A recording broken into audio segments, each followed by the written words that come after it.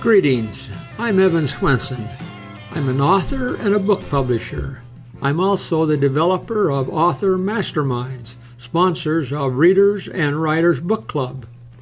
Welcome to Readers, Writers, and Book Club. You're invited to come along with us as we visit with and learn more about the amazing Author Masterminds authors. Today we'll be talking with Author Masterminds author Victoria Hardesty, author of Action, Adventure, and Suspense with Arabian Horses. We'll be talking with Victoria about how she became a published author, the agony and ecstasy of authorship. And we may even talk with Victoria about some of her books and what she's writing on right now. Before we get started with the interview, let's remind book club members that we're going to have a couple of door prizes. The drawings today as a reward for attending this Readers and Writers Book Club live event. The door prize drawings will be for a Readers and Writers Book Club t-shirt, and the second door prize drawing will be for an Alaska card game. You'll want to be here to learn more about Victoria and what it takes to become a published author and what it's like to see years of hard work and a bit of good luck turn into a book that sells at Barnes & Noble, on Amazon, and everywhere good books are sold.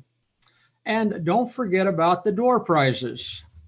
Now let's talk. Let's talk with Victoria Hardesty. Greetings, Victoria. Welcome to Readers and Writers Book Club, sponsored by Author Masterminds. Well, I'm so glad to be here. Thank you for asking me. Yeah, this is going to be fun today, yes. Victoria. I got a feeling that people are going to enjoy this immensely because, I hope so. Yeah. Well, we're going to be talking about things that a lot of people a lot of us don't understand and don't know a lot about. And that's about horses and kind of how you got to be a writer and all that kind of stuff.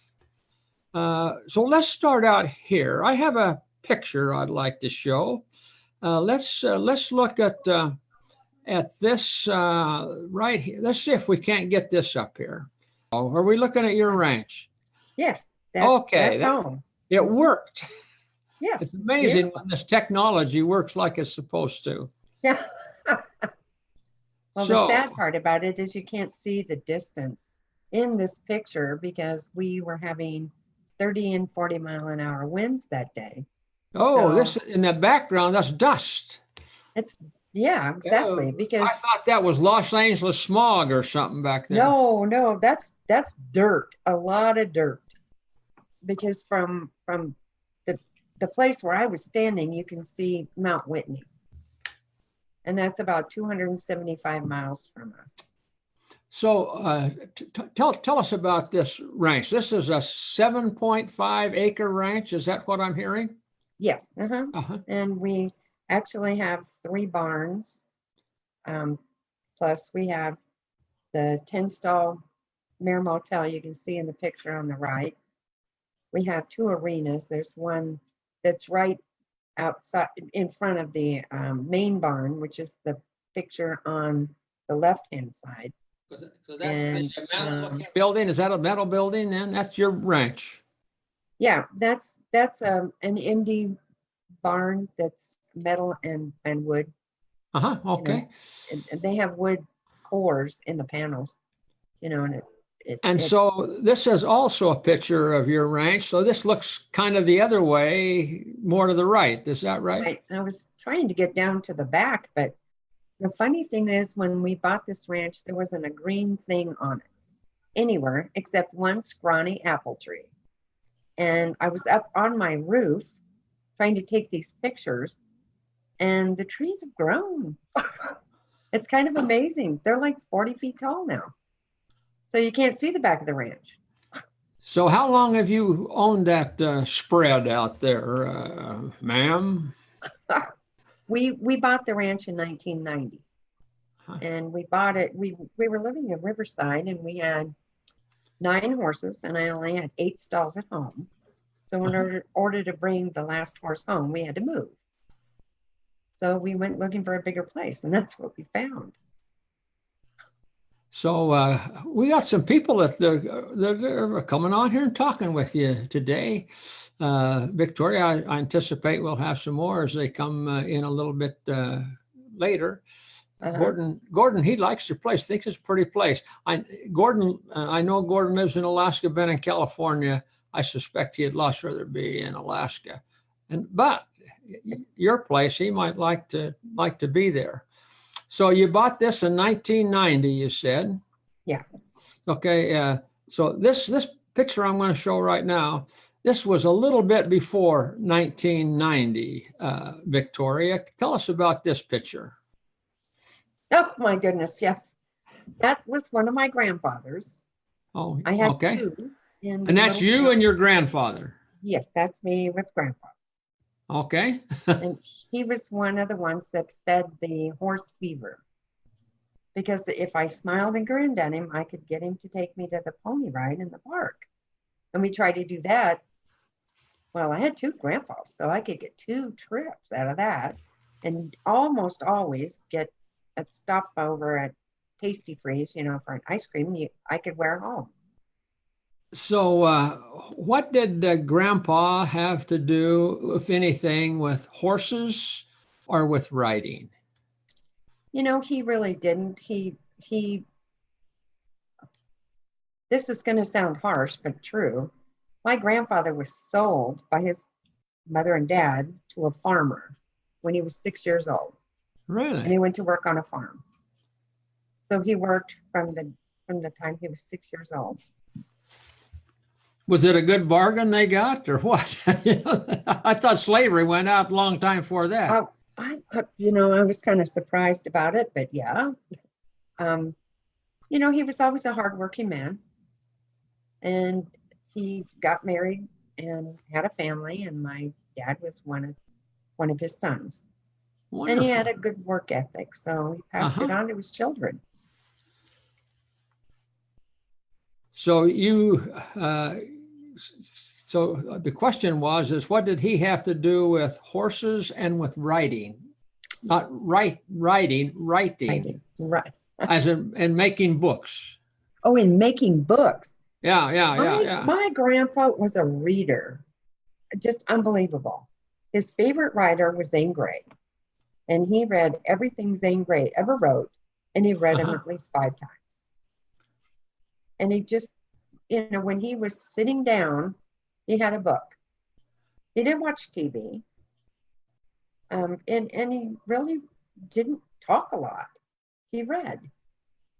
Because that took him to some place he could never go. So did you have any interest in writing early on, or? Yeah, I did. Did Grandpa, well, I guess the question is, Victoria, did Grandpa have anything to do with it? Or was he just a good grandpa that did everything, bought you ice cream and all the things that grandpas do? Yeah, he did mostly that. But, he did portray the kind of human being that you'd want to grow up to be. Hardworking and the fact that he read all the time. I learned to read when I was 3. So I could keep up. And I've been reading since then. So my mom had to teach me. So now talk to us about that picture. That's the one. How could you, well, the outfit that I had, the one cowgirl outfit, that had to come along at the same time my grandparents got together and bought me the Wonder Horse. He was a golden palomino made out of plastic on springs. And I just rode the hair off that horse. But you have to have a cowboy hat. And you got to have your you got to have your skirt. You got to have the fringe. You got to have everything. You have to wear the uniform to ride the horse, right? Exactly. Okay. Exactly. Including cowboy boots. So how did you get started in riding then? Riding, not writing. Riding.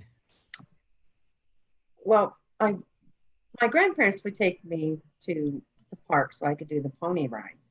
Uh-huh. And when we left the town that my grandparents lived in and moved to Arizona, my folks just didn't have the money for pony rides and things like that. And we ended up eventually moving from Arizona to California. And I really didn't get a horse of my own until I was 30, in my early 30s. So I'd had a love for him for all that time, but it just wasn't in the budget to do. And Well, then, okay. So what about this then? This now what about that? yeah. This was one of my cousin's horses. And I pestered and pestered and pestered to ride a big horse, not a tiny horse. So there I am. And what they did was they put food on the ground to occupy the horse so the horse would stand there and not move around too much while I sat on it. Now, was Arabian, or what kind of a horse? You have no idea, or it was a horse? Absolutely no idea. This horse was just a horse. Yeah, and this horse was a horse. Yeah. Well, my aunt married a cowboy, a literal cowboy, and so he was around horses for all of his life, and he raised his sons with horses. And that particular horse belonged to one of my cousins. So when did you really get interested in horses? I think the minute I was born. Interested is one thing. When you can afford it is another thing. So actually, my husband and I were looking for a home. We wanted a newer, bigger house, and we went to this place in Riverside. Look, this beautiful home, 4 bedrooms, bathrooms. Just it had everything. Gorgeous kitchen, a nice patio out back, great lawn in the front, big trees, blah blah blah. And then I looked out the backyard and I said, "Oh, there's an arena and a place for 2 horses. Maybe we'll get a horse someday."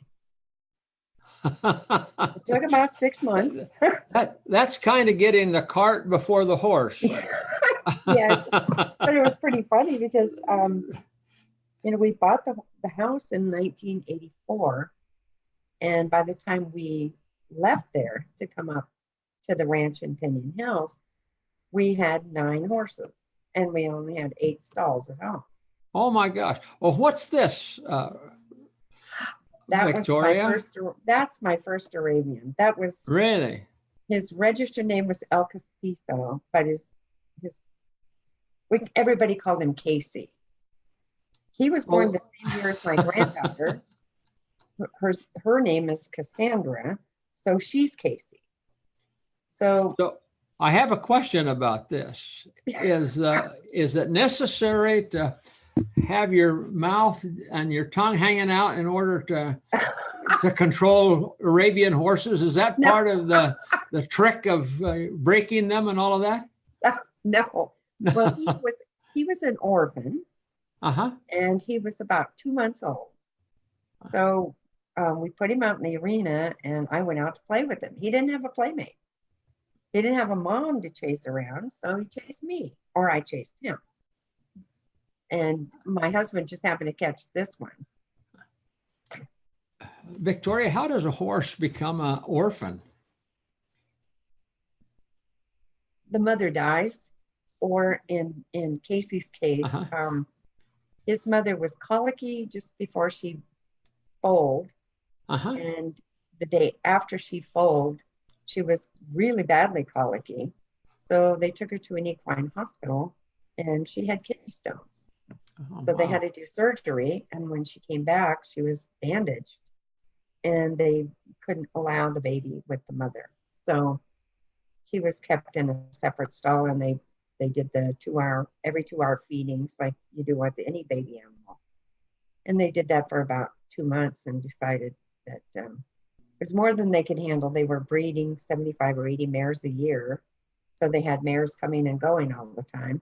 And so they sold him and we bought him. And so I got to raise a baby. I'll be darned. It was kind of fun. Yeah, I would imagine. So now here's a picture of a horse, not an orphan, I guess. Right. This was the best kid packer we ever bred. She was, by kid packer, I mean, she was a great horse with the young people. This is her mother, Awala El Diamond, and her name is String of Pearls. I agree with Gordon. He writes, he said, that's a beautiful horse. Oh, she is. She's really beautiful. Uh-huh. And she was very, very sweet. I used to ride the mother, and we had a professional train her, the baby. Uh-huh. And she showed at the national championship show. She showed at the regional championships, and she showed at Class A shows about once a month for several years. And she brought home ribbons all the time. So I know you do a lot of things with horses, Victoria. Tell us what this is. This was the stallion that we owned at the ranch. He was a straight Egyptian. His name was Maurice Shazar. And this particular picture was taken during an exhibition. We took him out to a show that was going on. And during a break in the show, people brought their stallions out to show them as potential breeding stallions for their mares. And he was. So this is something that is a routine that they do when they have a horse show. Is that what I'm hearing? Some of them did back in the early 90s. They there was a lot of stallion promotion that they would do the stallion promotion during the lunch breaks or afternoon breaks or dinner breaks at the big show. So you get to see close up to a stallion if you were interested in breeding to him, if you wanted to breed your mares to him. So the show was not just to go out and have like a rodeo or like a dog show where they have the dogs and they take them and they do certain things, and that's not what a horseshoe does. Yeah, basically it does. Really, you have. They did that too. Yeah, they have the classes like at the dog shows. You can't ride a dog. So if you go to Madison Square Garden and watch the big dog show, what you see is the handlers bringing the dog in on a leash. Well, they do that with horses too, and they're judged on their conformation. From nose to tail and how they move.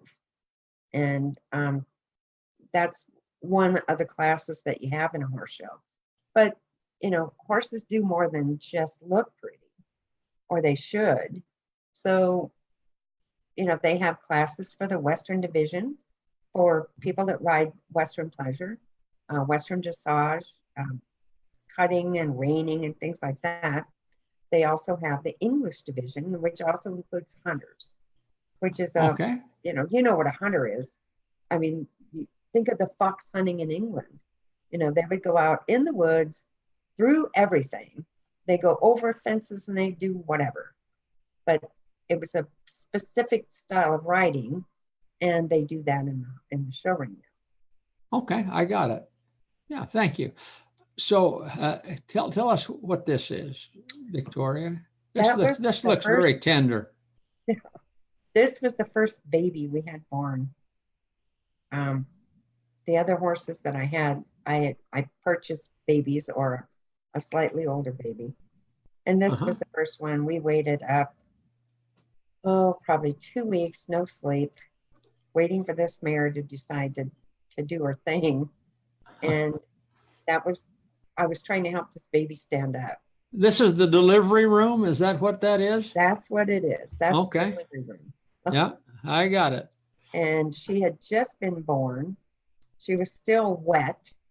and she was trying to get on her feet. She kept falling down. So I hustled in there and tried to help her get on her feet.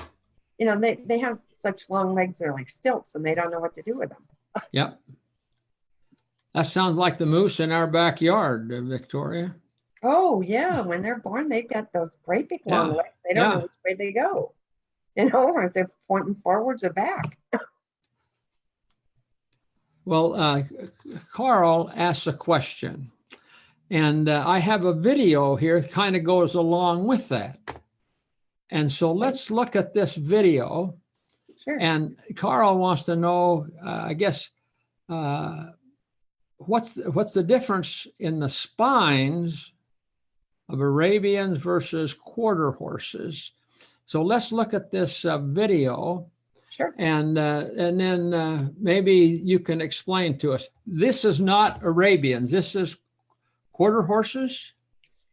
Or do you know that? I would assume from looking at the general shape of the horse, I think these are probably quarters. And So, one of the major differences in the horses, quarter horses, thoroughbreds, and Arabians is the fact that Arabians generally have one fewer rib. They have shorter backs. Part of that is for weight carrying ability and endurance. So they just have shorter backs. So you don't know that that's a Arabian or a quarter horse, or do you? You could tell. Well, those would not be Arabians. Oh, they definitely are Arabians. Okay. When you see an Arabian move, their tails flag. Their tails are up in the air, and it kind of goes back to where they originated. They were desert animals, and having the tail held away from the body allowed for heat escape. So Holding it close to the body kept the heat in. Let's look at this. Let's look at this video, and this is a different one of horses. Let's look at this, and I think you identified these earlier when we talked. These are quarter horses, not Arabians. No. So let's answer Carl's question then. What is the difference in the spines of a quarter horse and Arabian difference? I don't believe there's any difference in the spine. The difference would be in the number of ribs. The number of ribs? Or the number of vertebrae. Really? They could have one fewer vertebrae because they have shorter rib cages. Is that right? Well, that's interesting. Shorter backs, but it all has to do with structurally they can carry more weight for longer with the shorter back. So I suspect that Carl, knowing Carl, I know who that is there, Carl Douglas, the author, he asked that question, and I'll bet you, Victoria, already he's researching out about that, the difference in. Oh yeah. So let's look at this. Maybe I'll just ask you a question about this, so you can. This is a picture of a quarter horse. So I mean, as a Arabian. That's an Arabian. That is an Arabian. Now, how can we tell the difference between that and a quarter horse? Well, in this particular shot, the most obvious sign is the fact that the tail is flagged. They carry that means it raises its tail and flaps it while it's. No, they just carry it away from their body. Oh, really? Yeah. Okay, so you notice his tail's not down; it's up. And the bone, you can see the bone because the hair follows it.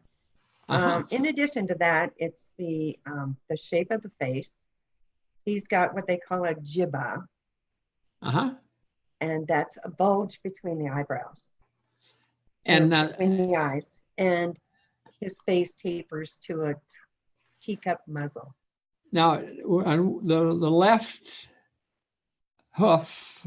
They got a white. He's got on a it. sock on. Yeah, Sock. he's got a sock. Sock is the word. Okay. Yeah, he's And just so got a that's sock on. characteristic of Arabians, but not always. Is that right? Socks and blazes and stars and strips and things like that are very common. They have stockings which go up like to the knee or the hock, and they have socks which are, you know, just about what you've got there. And they have a coronet, which is a little bit around the hoof. And this particular horse had a star and a sniff, because he had a mark on his forehead that was broken and then down on the nose. Marty wants to know if the Arabian horses are artificially inseminated, or do they work in natural causes but get those colts? Yes, they do allow artificial insemination with Arabian horses, because we have horses oftentimes on another coast that you wish to breed your mare to, and it's time consuming, expensive, and awkward to move her across the country to get her bred and get her home. So they send cooled or frozen semen, and you work with your vet, and you can do it that way. I know they're still not allowing anything but live cover with thoroughbreds, but they are doing it with Arabians. You have to DNA type your babies. Really? So the DNA typing would prove the parents. So you can't say you bred to, you know, this big stallion and you didn't. Okay. It's just going to show up in the DNA. So I have one more question. It's not really a question. It's a statement. Well, I guess it is a question. I don't know. Anyway, Gordon asked this question. While you were gone, I said, I hope you get back, Victoria, because I don't know anything about horses. And so anybody asked me a question, I wouldn't know anything about it. So Gordon says, well, inasmuch as you don't know anything about horses, Evan, I have what does he say? I have a very valuable horse I'll make you a deal on. So do you want to, so you and I get in a bidding contest on this horse? Very valuable horse. Yeah. You know, I got to tell you something, Evan, this is true. The cheapest part of horse ownership is the purchase price. They say it's what? I didn't hear that.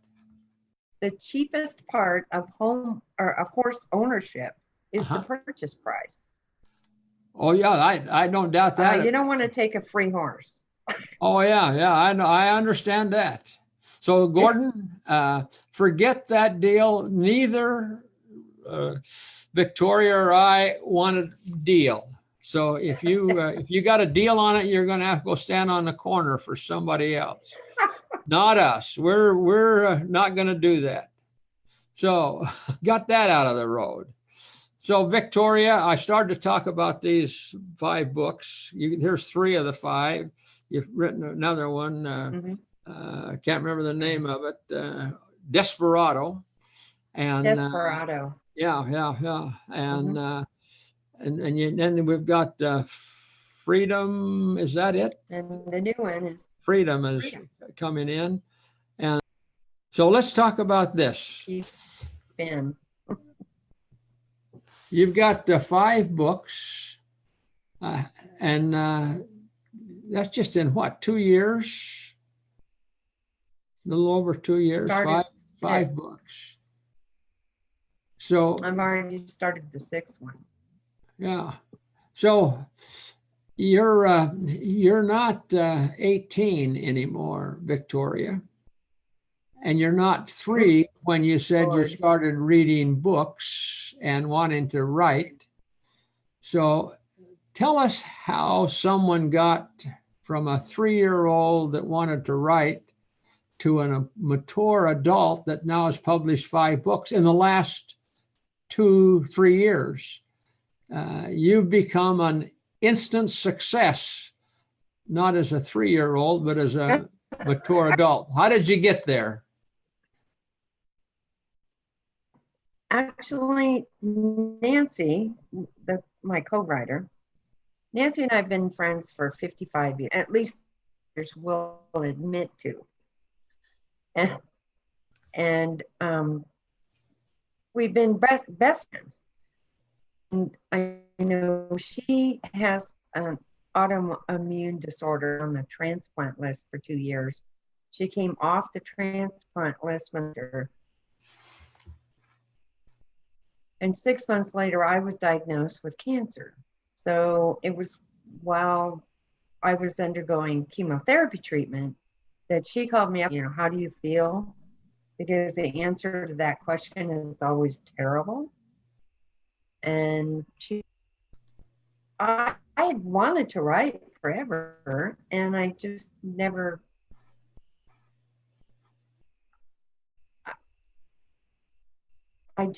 sat down with the time to do that.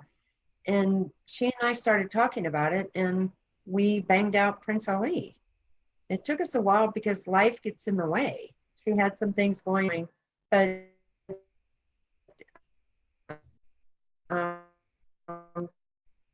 when we got done with it, it was just. Victoria, we're having a little trouble hearing you. Sounds like the wind's blowing at your house, or the power's failing, or not again, or whatever it is. So I'm going to just ask you to just stop that. We want to hear that at another time about you and your partner Nancy and how that came about. We do know, obviously, that you're an accomplished author with 5 books. Let's just let me just kind of end the interview today with this question, and hopefully the wind will stop and the power will stay on and stuff long enough for you to answer it. Here's pictures of 3 of your 5 books. You've been in a store, I'm sure, Barnes and Noble or another bookseller. You've been to a book signing. I know that you've had release parties for all of your books, and people have come up and talked with you about it. Tell us how you feel inside when someone comes up and says, I love your book. I read your book. I want to buy your book. They take it and they like it or whatever. How does that make you feel as a writer? You got to have some kind of emotion going on, maybe kind of like giving birth to a new colt. I don't know. Tell me about it. Giving birth. And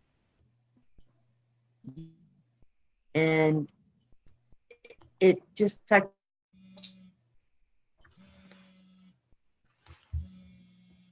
Yeah, Victoria, I'm sorry.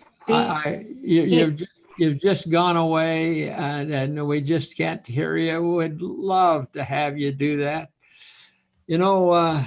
Victoria, I want to do this. I want to hear that story.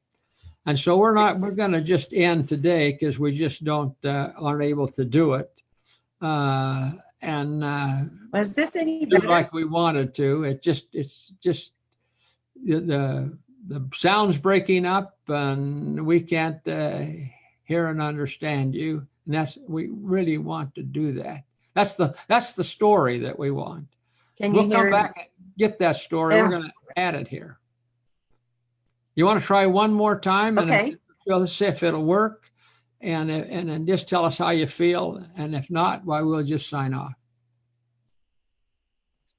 Well, when you write a book, it's like you're giving birth, and you really want somebody to like it.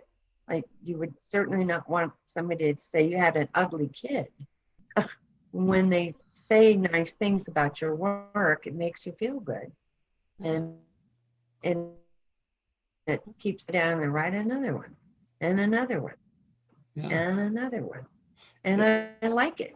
I enjoy it. It sounds like, Victoria, that you've You've got started and you don't know where to quit. I don't want to quit. Truthfully, I've already got number 6 is already started. I already have the main 2 characters, and I think I have number 7 kind of started, at least here, and it's some of our books are made up of mishmash, a little bit of this and a little bit of this, and you put them together out when they end the book. Victoria, I'm grateful that you persevered, kept writing, and I got the chance to meet you and Nancy, and to publish your books, and to just become better acquainted with you and Nancy and horses. And it's just been a nice association. I'm sorry that the sound here is not coming through just exactly like we would like it. I want to get this story, and you and I need to get together and record that story, and we'll add it here, or we'll do something to where the people out there don't feel like they were shortchanged today. We talked a lot about horses, and not as much as I would like to have talked about Victoria. But anyway, I think I'll just say this. Thanks for being here today. We look forward to seeing you again on another interview next Tuesday on Readers and Writers Book Club, sponsored by Author Masterminds. And in the meantime, keep in touch. It's been my pleasure. Thank you.